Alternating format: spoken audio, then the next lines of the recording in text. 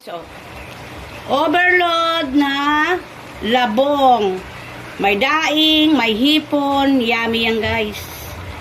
Putok-batok mo yan, guys. Hindi naman siguro kasi ulam yan eh. Yan, guys.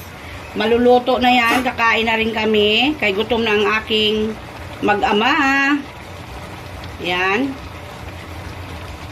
Yan, na natin, pakulo lang natin konti. Sarap yan, guys, oh. Yummy.